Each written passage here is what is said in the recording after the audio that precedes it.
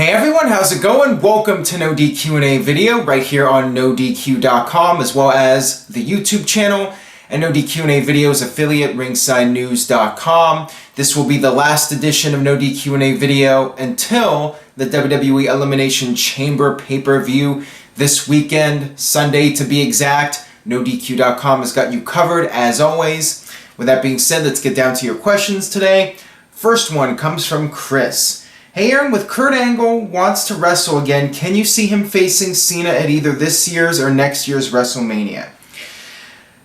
Possibly. I think if Kurt Angle was going to do one more match in WWE, it would probably be against somebody he's never faced before. I think it's more likely we would see Kurt Angle against somebody like Seth Rollins or AJ Styles, somebody that we haven't seen Kurt wrestle in WWE.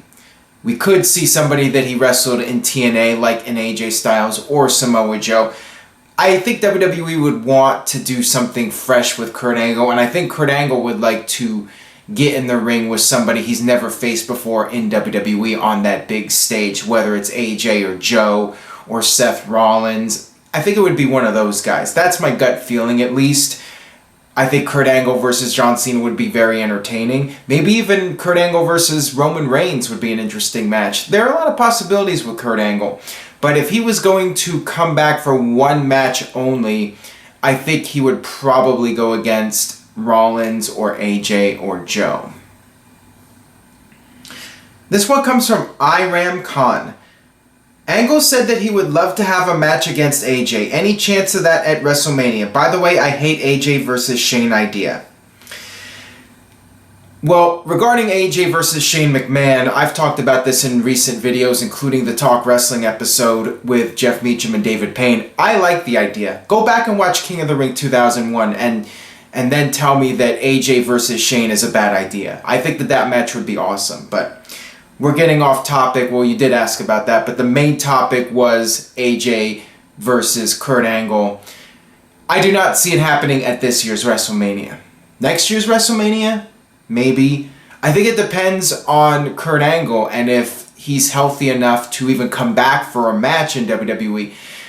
I think it's too soon to do something for this year's WrestleMania, but maybe next year. If Kurt Angle is able to do a few matches and WWE feels comfortable with putting him in a big WrestleMania match, then yeah, I think that for next year's WrestleMania 34 in New Orleans, I could see Kurt Angle versus AJ Styles perhaps being on the table as a possibility. If AJ's healthy, if Kurt Angle's healthy, why not? Why not do that match at WrestleMania? To me, that would be a no-brainer, but right now, it's too soon to say if that match will ever happen in a WWE ring, and I think for this year's WrestleMania, it's very much a long shot. Got this one here from German Cesaro. Your thoughts on Kurt Angle possibly replacing Mick Foley as general manager? I like that idea. I definitely see that as a realistic possibility if Mick Foley is going to be written out of storylines to have his hip surgery, and one would think that once he has the surgery, he'll be out of that role for a while. I could see Kurt Angle fitting into the GM role. The problem is, I think there would be the expectations of Angle getting back in the ring again. So unless Angle is going to wrestle again at some point, I'm not sure I would put him in that role.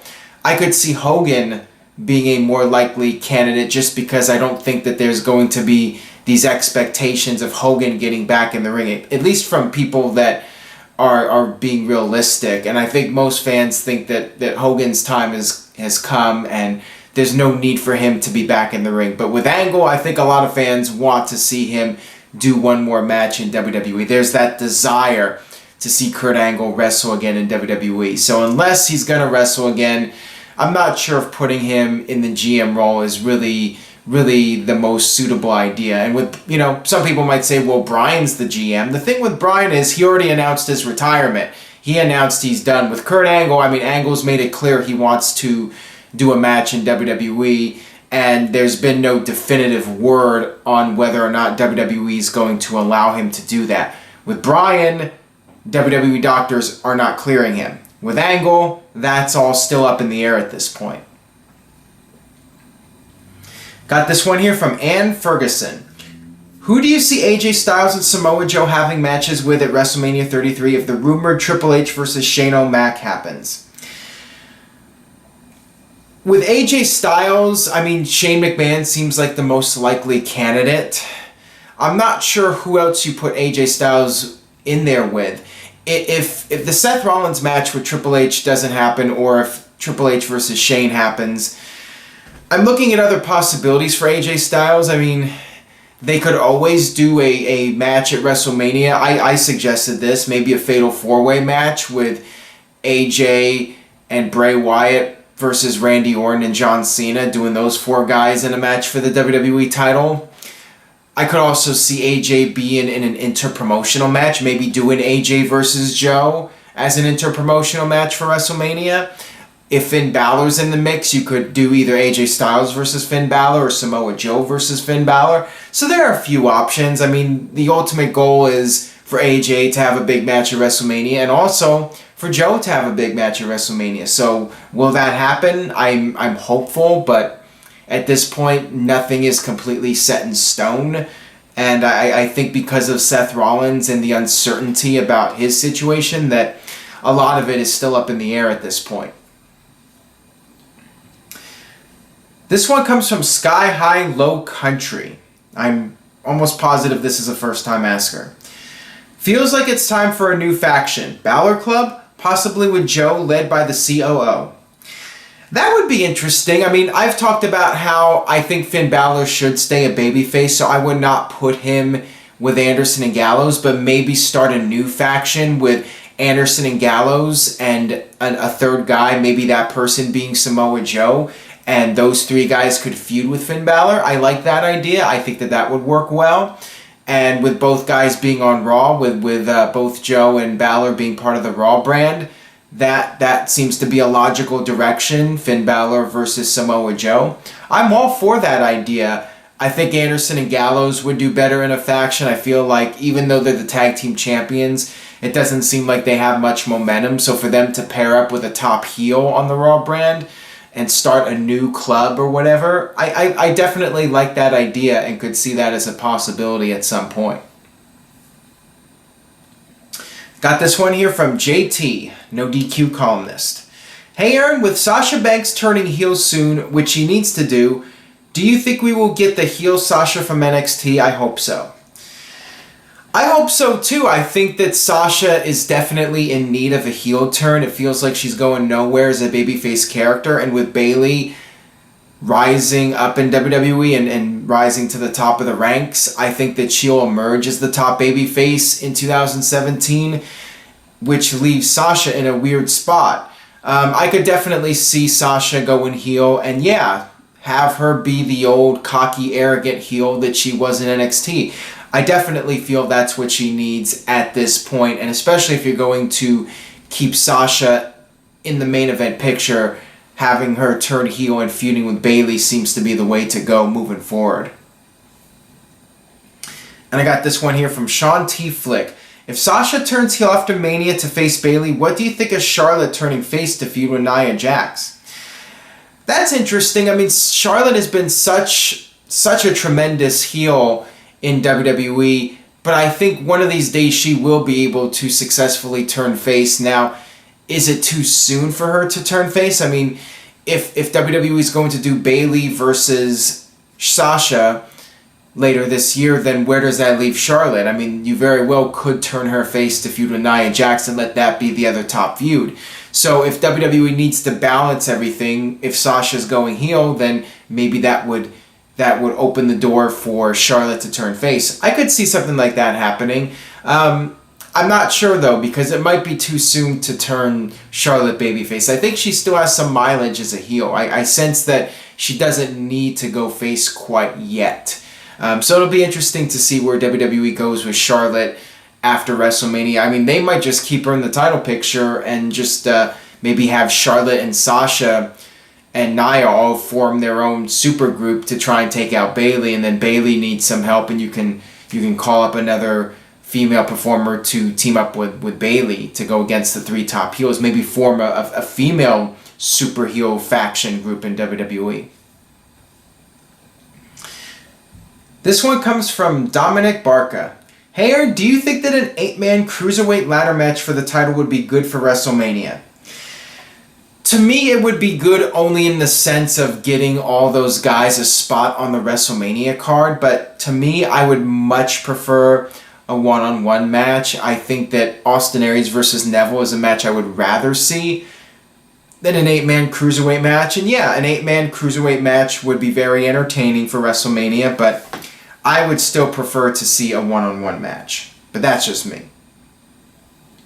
And I got this one here from Alan on the similar topic.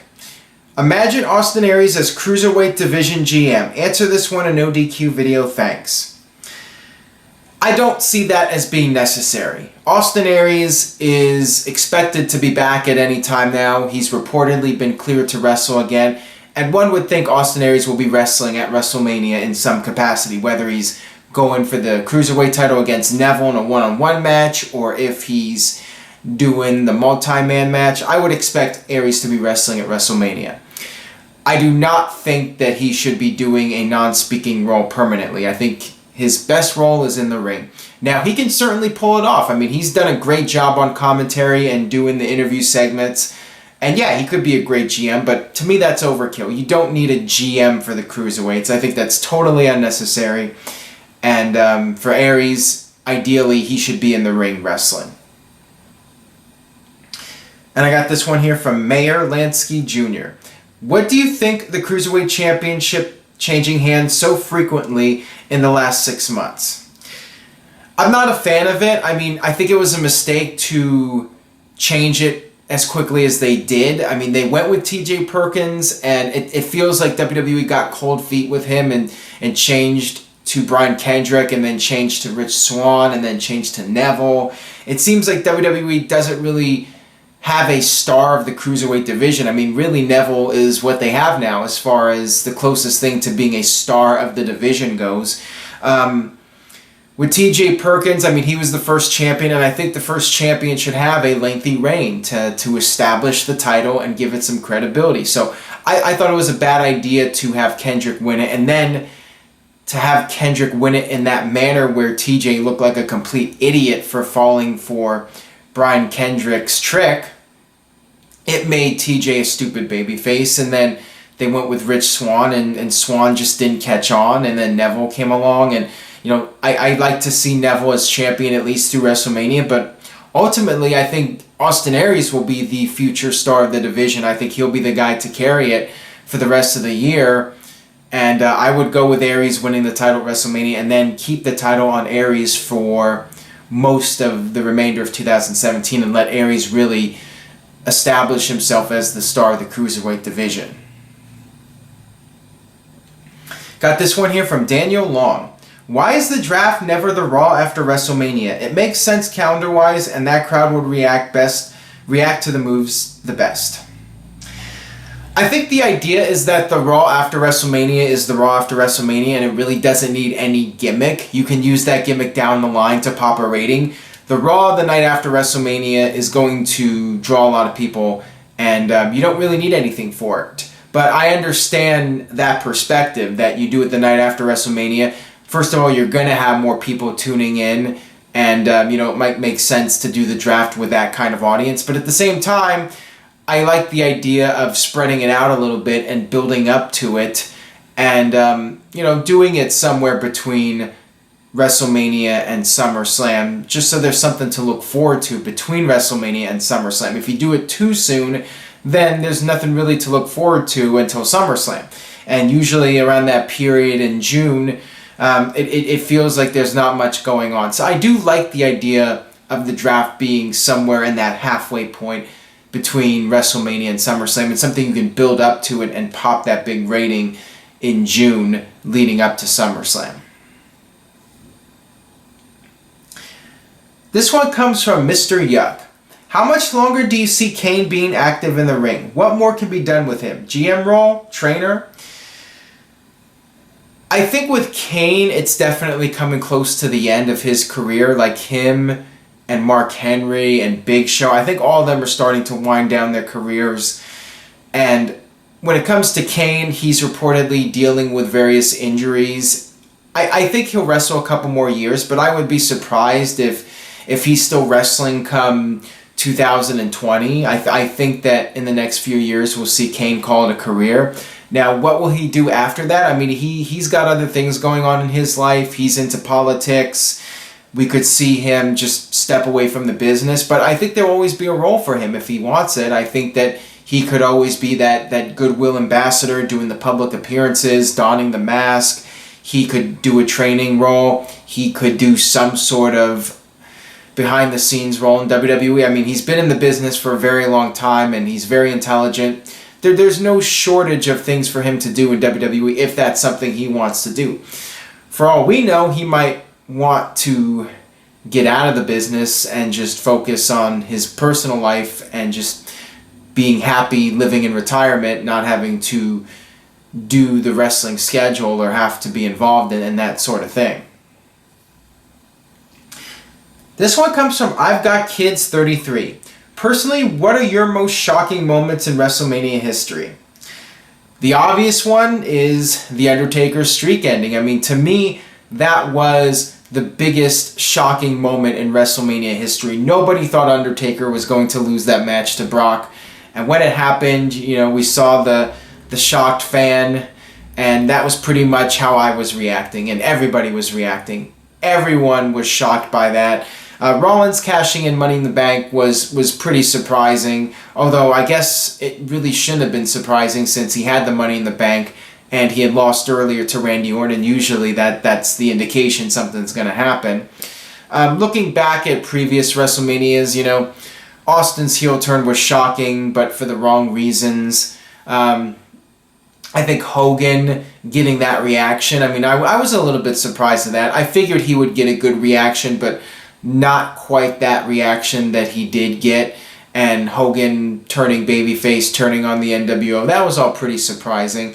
There were some surprise moments over the years at WrestleMania, but I mean, to me, Undertaker will always go down as the most surprising. That'll do it for this edition of NoDQ&A video. Again, stay tuned to NoDQ.com for Elimination Chamber coverage this weekend. Make sure you check out Talk Wrestling this week. I was on it. I was part of a panel with Jeff Meacham and David Payne. We talked about the WrestleMania 33 matches and a lot of other topics over a 40-minute video.